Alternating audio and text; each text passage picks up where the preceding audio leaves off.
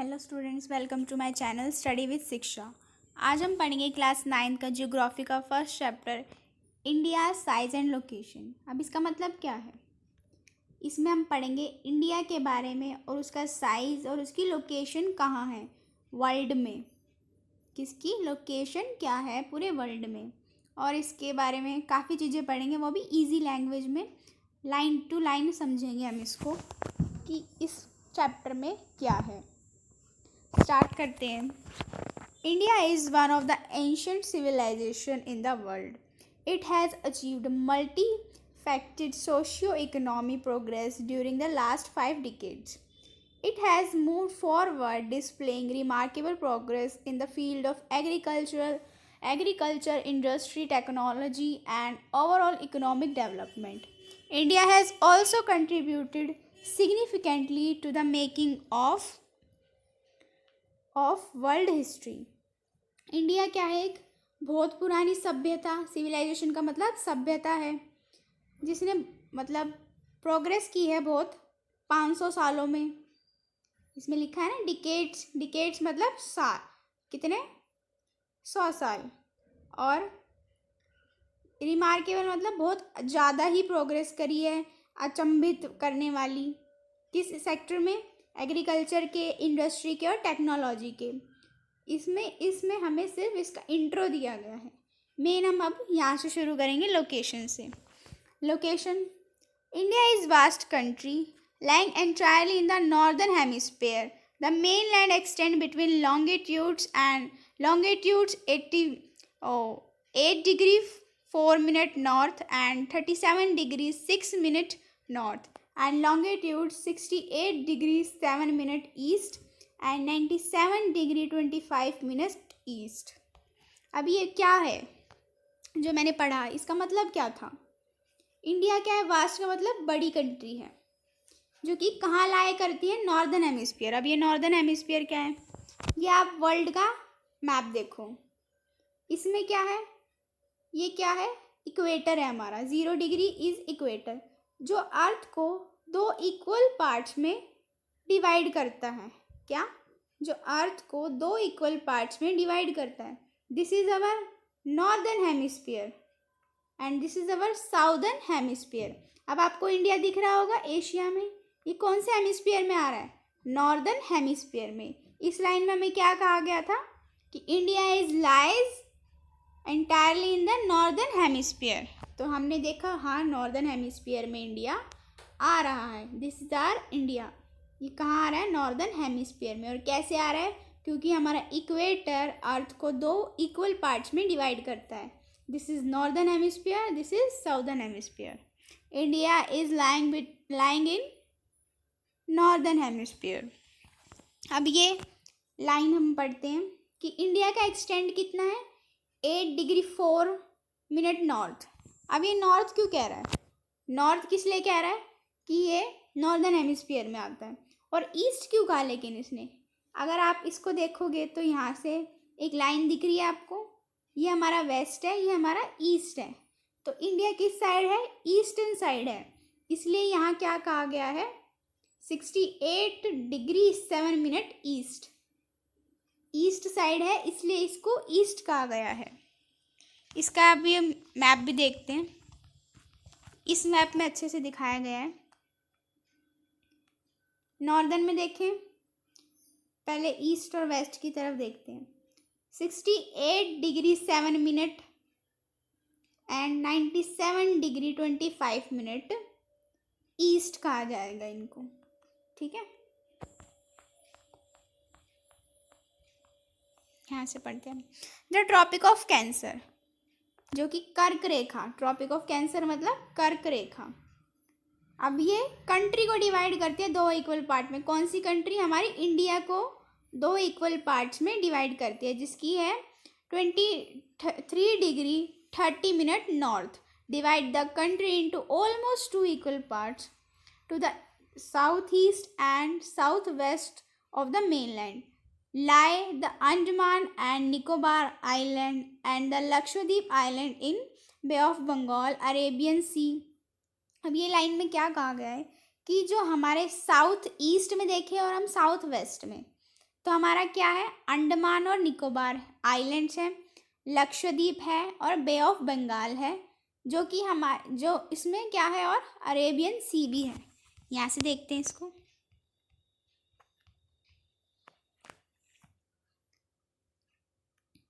South east और south west कहा गया था उसमें, तो यहाँ देखते हैं हम। ये हमारा साउथ वेस्ट में क्या आ गया, अरेबियन सी, साउथ वेस्ट में बे ऑफ बंगाल, और साउथ ईस्ट में फिर से लक्षद्वीप, और इधर अंडमान एंड निकोबार आइलैंड्स। ये भी हमारा क्या है, इंडिया का पार्ट है। उन्होंने इस लाइन में ये कहा था हमको। चलो अब आगे पढ़ते हैं, कंटिन्यू करते हैं। Do you know the southernmost point of the Indian Union, Indira Point, got submerged under the sea water in 2004 during the tsunami. अब ये क्या कहा है, साउदर्न मोस्ट पॉइंट, बिल्कुल एंड पॉइंट है जो इंडिया का, वो क्या है, इंदिरा पॉइंट। गॉट सबमर्ज्ड मतलब डूब गया था 2004 में सुनामी के वक्त। इस लाइन में हमें ये कहा गया, और एक इन्फॉर्मेशन भी दी गई है कि भारत का साउदर्न मोस्ट पॉइंट कौन सा है, दैट इज इंदिरा पॉइंट। अब साइज के बारे में पढ़ते हैं। The land mass of India has an area of 3.28 million square kilometre. Area के बारे में बताया गया है, लैंड मास के बारे में पहले कि कितना है, 3.28 मिलियन स्क्वायर किलोमीटर। और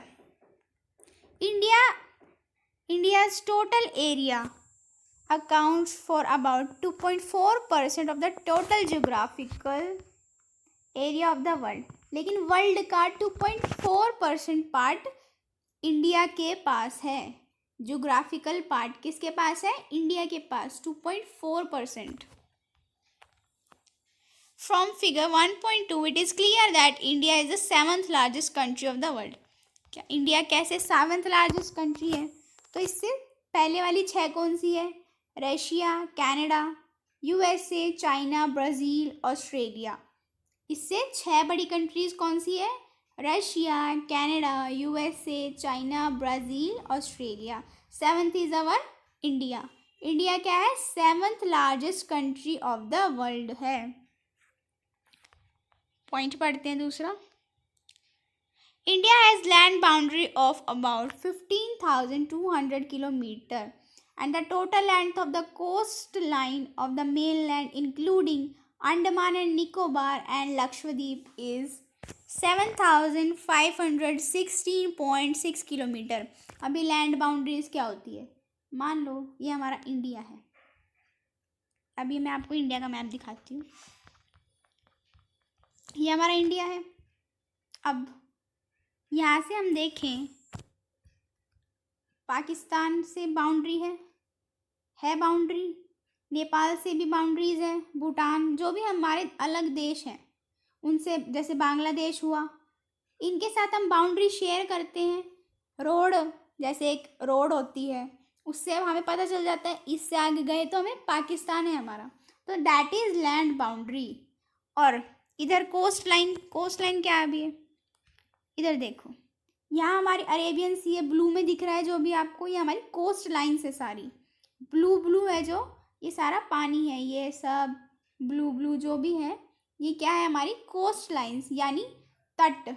यहाँ क्या है, नदियाँ हैं, पानी है, इससे क्या पता चला हमें, ये कोस्ट लाइन है, तटीय रेखा। लैंड बाउंड्रीज कितनी है हमारी, 15,200 किलोमीटर, और कोस्ट लाइन यानी वाटर वाली बाउंड्रीज कितनी है, 7,516.6 kilometres. India is bounded by the Youngfold Mountains in the northwest, north and southeast. India is bounded by Youngfolded Mountains। अब ये Youngfolded Mountains कौन है, हिमालयाज को ही क्या कहा जाता है, Youngfolded Mountains, जो कि कहाँ है, नॉर्थ वेस्ट में, और नॉर्थ में, नॉर्थ ईस्ट में ये है हमारा नॉर्थ वेस्ट, ये हमारा नॉर्थ वेस्ट, नॉर्थ ईस्ट और नॉर्थ। यहाँ क्या है? हिमालय है। क्या है? यहाँ हमारे हिमालयाज है, इसीलिए कहा गया है यहाँ क्या है? नॉर्थ ईस्ट में और नॉर्थ वेस्ट में और नॉर्थ में हिमालयाज है, ये बताया गया हमें इन लाइंस में। South of about 22 degree north latitude its being to taper and extend downward the Indian ocean. अब साउथ ऑफ अबाउट, इस लाइन में कहा गया है कि जो हमारा एक्सटेंड है नॉर्थ से, अगर हम साउथ की तरफ देखें तो ये टेपर यानी भीड़ा होता जा रहा है। ये एरिया जो हमारा यहाँ चौड़ा है ऊपर, और नीचे आते आते वो कैसा टेपर होता जा रहा है, भीड़ा होता जा रहा है। ये कहने की कोशिश करिए, जैसे यहाँ कितना ज़्यादा है और साउथ में जाते जाते ये टेपर हो जाता है यानी कम हो जाता है। इस लाइन में ये कहा गया है।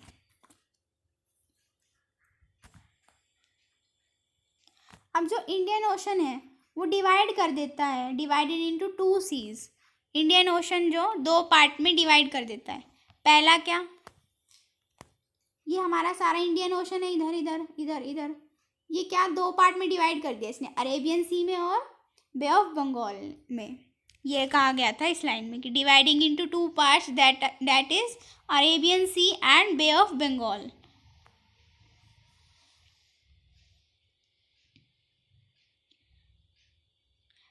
Look at figure 1.3 and note that the longitudinal and longitudinal extent of the mainland is about 30 degree. कि जो एक्सटेंड है हमारे इंडिया का ये ऑलमोस्ट सेम है, लेकिन हमें देखने में क्या लगता है? ये देखो अभी,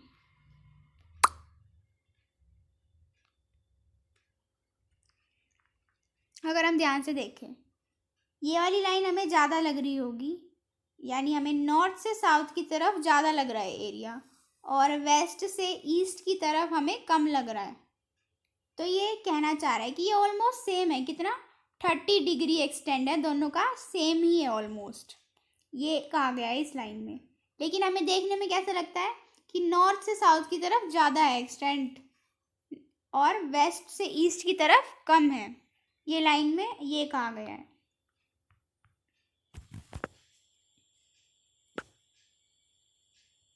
Despite the fact the east-west extent appear to be smaller than the north-south extent, ये मैंने आपको समझा दिया। From Gujarat to Arunachal Pradesh there is a time lapse of 2 hours, यानी कि गुजरात से लेके अगर हम अरुणाचल की तरफ देखें तो 2 घंटे का टाइम डिफरेंस है। Hence time along the straight meridian of India, जो कि क्या है 82 degree 30 minutes east passing through Mirzapur in Uttar Pradesh, is taken as the standard time for the whole country. पूरी कंट्री के लिए कौन सा टाइम है मानक, मतलब मेन टाइम कहाँ से मानते हैं हम? मिर्ज़ापुर से हम टाइम मेजर करते हैं। अब ये जो 2 घंटे का टाइम डिफरेंस क्यों है अभी समझाते हैं। मैंने अभी आपको बताया कि हमारा यहाँ से यहाँ तक 30 डिग्री का एक्सटेंड है। कितना? 30 डिग्रीज का। तो हमारा अर्थ जो है वो रोटेट करता है ऐसे, ये अर्थ है, इसमें इमेजिनरी लाइंस होती है। जो हमारी लेटी हुई लाइंस है ये हमारी लैटिट्यूड्स, जो हमारी लॉन्ग लॉन्ग लाइंस है ऐसे जो खड़ी हुई हैं वो क्या है? लॉन्गिट्यूड्स। अब अर्थ जब रोटेट करता है तो एक लॉन्गिट्यूड से दूसरे लॉन्गिट्यूड में जाने के लिए उसको कितना टाइम लगता है? 4 मिनट। 1 डिग्री क्रॉस करने के लिए उसको कितना? 4 मिनट लगते हैं। कितने? 4 मिनट्स लगते हैं। 1 degree is equals to 4 minutes. अब मैंने आपको बताया कि कितना 30 डिग्री क्रॉस करने में कितने लगेंगे, क्योंकि हमारा एक्सटेंड कितने का है? 30 डिग्री का। तो हम 30 डिग्री क्रॉस करने में 30 × 4 120 मिनट्स। अब 120 मिनट्स कितना होता है, अगर हम देखें तो 2 आवर्स होते हैं, क्योंकि 1 घंटे में 60 मिनट होते हैं, इसलिए हमें 2 आवर्स का गैप लगता है। इसीलिए हमने कौन सी स्टैंडर्ड टाइम देखा है। फिर ऐसे तो गड़बड़ हो जाएगी, अगर टाइम का डिफरेंस होगा 2 आवर्स का, कि यहाँ 4 बज रहे हैं, यहाँ 6 बज रहे हैं, यहाँ 6 बज रहे हैं, यहाँ 4 बज रहे हैं, इसलिए हमने स्टैंडर्ड टाइम लिया है, जो कि कहाँ से मेजर किया जाता है, हमारे उत्तर प्रदेश के मिर्ज़ापुर से। कौन सी लाइन है ये, स्टैंडर्ड मेरिडियन लाइन। कौन सी, standard meridian line.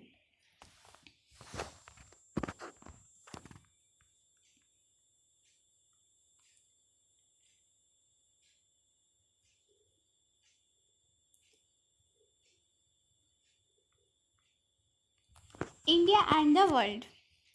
The Indian landmass has a central location between the East and the West Asia. India is a southward extension of the Asian continent. The trans-Indian Ocean routes which connect the countries of Europe in the west and the countries of East Asia provides a strategic central location of India. Note that the Deccan Peninsula protrudes into the Indian Ocean, thus helping India to establish close contact with West Asia, Africa, and Europe from the western coast, and with southern East and East Asia from the eastern coast. No other country has a long coastline on the Indian Ocean as India has, and indeed it is India's eminent position in the Indian Ocean which justifies the naming of an ocean after it. अब इसमें क्या कहा है, जो India की location के बारे में बात करिए कि कहाँ पे है, ईस्ट एंड वेस्ट एशिया में है, बिल्कुल बीच में। इधर देखो, इधर एशिया हमारा, इधर ईस्ट एशिया, सॉरी इधर वेस्ट एशिया, इधर ईस्ट एशिया, तो इंडिया कहाँ है, बिल्कुल बीच में। लेकिन अगर हम नॉर्थ से साउथ की तरफ देखें तो इंडिया कहाँ है, बिल्कुल साउथवर्ड है। इंडिया कहाँ है, साउथवर्ड एक्सटेंशन उसका ज़्यादा है, नॉर्थ में कम है। और इसके नीचे क्या है, इंडियन ओशन है, जो कि इसके लिए बहुत क्या है, फ़ायदेमंद है इंडिया के लिए। इस लाइन में ये कहा गया है कि, और इससे क्या, इंडिया के जो है बहुत ज़्यादा अच्छे रिलेशंस बने हैं दूसरी कंट्रीज़ के साथ। जैसे वेस्ट की तरफ देखें तो हमारे क्या, इंग्लैंड हुआ, अफ्रीका हुआ, इनके साथ हमारे अच्छे रिलेशनशिप बने और व्यापार भी ज़्यादा हुआ इस साइड से। और इधर से देखें तो मालदीव्स हुआ और दूसरी कंट्रीज़ हुई, तो इनसे क्या है, यहाँ से भी हमारे व्यापार के बहुत, इधर से भी देखें तो हमारा बहुत ज़्यादा व्यापार हुआ है।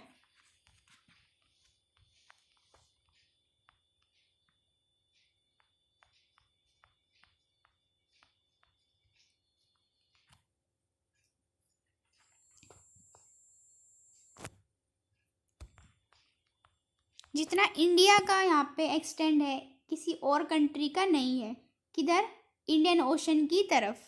इसलिए इंडिया ने यहाँ से क्या करा है, कॉन्टैक्ट्स बनाए हैं दूसरे कंट्रीज से भी, जैसे यूरोप हुआ और ऑस्ट्रेलिया, अफ्रीका, तो इनसे क्या है, बहुत अच्छे कॉन्टैक्ट्स बनाए हैं इंडिया ने। इसीलिए इंडिया का नाम एक ओशन पे रखा गया, वो क्या है, इंडियन ओशन।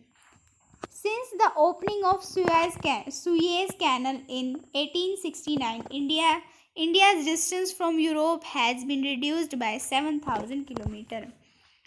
अब जो है सुएज कैनाल की ओपनिंग हुई, जिसने क्या, जब सुएज कैनाल कहाँ है, यहाँ है, इधर, तो क्या है, पहले ऐसे घूम के आना पड़ता था जिससे टाइम लगता था इंडिया पहुँचने में, लेकिन अब ऐसे आया जाता है सीधा। तो इससे क्या हुआ, 7,000 किलोमीटर कम हुए ट्रैवलिंग में, जब सुएज कैनाल की ओपनिंग कर दी गई।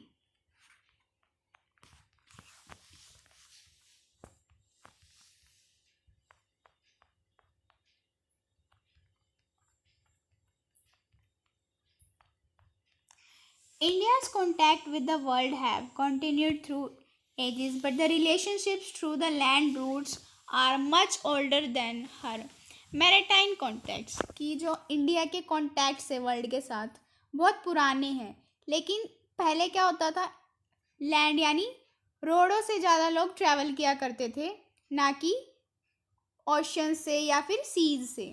The various passes across the mountain in the north have provided passages to the ancient travels while the ocean restricted such interaction for a long time. कि passes क्या होते हैं, land boundaries जो हम share करते हैं उन्हीं को ही passes कहा जाता है, कि उनसे ज़्यादा ट्रैवल किया जाता था. एंशियंट ट्रैवलर्स वहाँ से आना पसंद करते थे, ना कि ओशंस के रूट्स से. These routes have contributed in the exchange of ideas and commodities such since ancient times. कि जो इन रूट्स की वजह से हमारे जो आइडियाज़ थे, मतलब और व्यापारों के लिए एंशियंट टाइम्स में बहुत कंट्रीब्यूट करा है इन रूट्स ने, क्योंकि हमारे जो आइडियाज़ है वो शेयर किए गए हैं. The ideas of the Upanishads and the Ramayana, the stories of Panchtantra, the Indian numeral and the decimal system thus could reach many parts of the world. जिसमें क्या हमारा उपनिषद के आइडिया हुए, रामायण के आइडिया हुए, स्टोरीज हुई पंचतंत्र की, और डेसिमल सिस्टम हुआ, ये भी दूसरे वर्ल्ड तक पहुंचा है. और the spices, muslin and other merchandise were taken from India to different countries. जो इंडिया के स्पाइस थे, मसलिन थे और अदर चीज़ें थी, वो दूसरे कंट्रीज तक पहुंची. On the other hand the influence of Greek sculpture and the architectural style of the dome and minarets from West Asia can be seen in different parts of our country. कि अगर जैसे हमारा influence हुआ है दूसरी countries पे, तो हमारे ऊपर भी तो किसी कंट्री का इन्फ्लुएंस होना था, क्योंकि उनके भी तो लोग आए थे हमारे इंडिया में.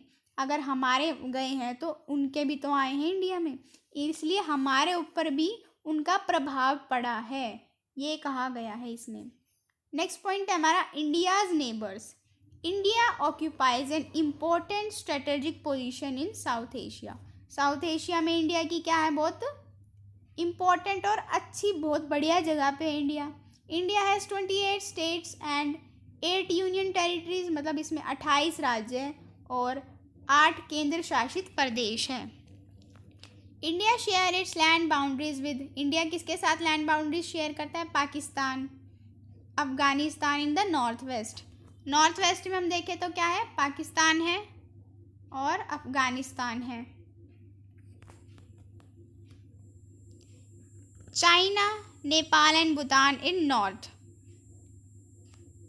चाइना कहाँ है, ये रहा China. Nepal, China and Bhutan कहाँ है, नॉर्थ में हमारे.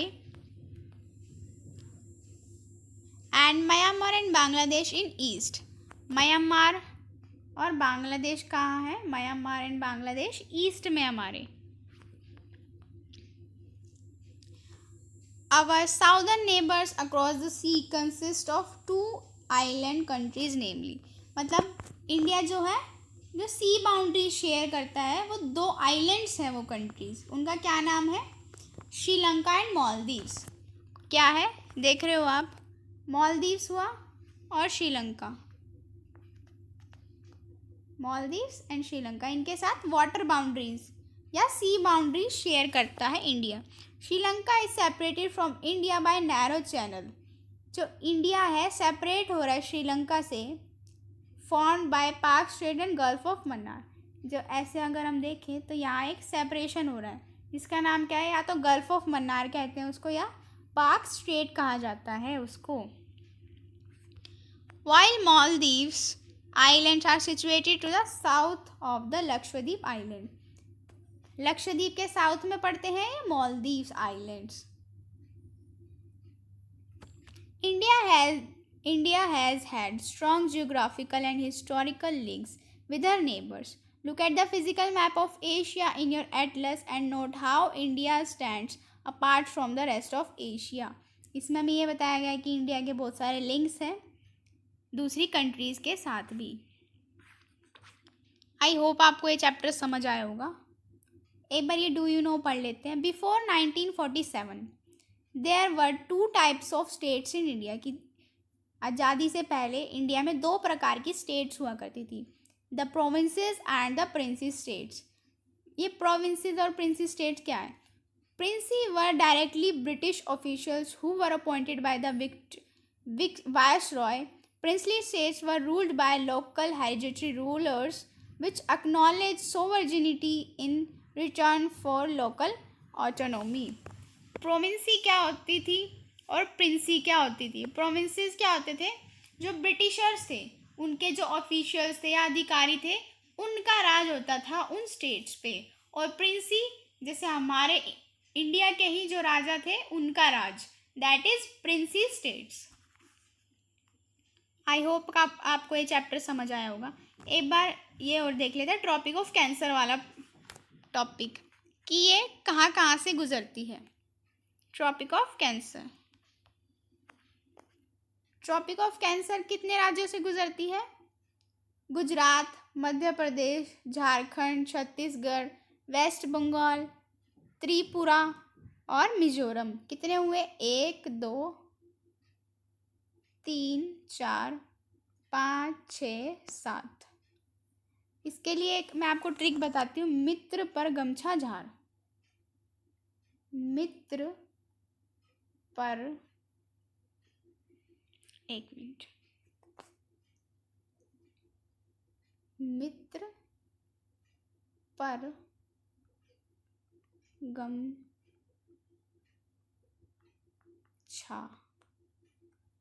झार। मित्र से म से क्या? मी से मिजोरम, त्र से त्रिपुरा, प से पश्चिम बंगाल, र राजस्थान, ग गुजरात, म मध्य प्रदेश, छ छत्तीसगढ़, झार से झारखंड। 7 राज्यों से हमारी होके गुजरती है ट्रॉपिक ऑफ कैंसर यानी कर्क रेखा। आई होप आपको ये वीडियो समझ आया होगा। वीडियो अच्छी लगी तो लाइक करें, शेयर करें, कमेंट करें। Thank you for watching.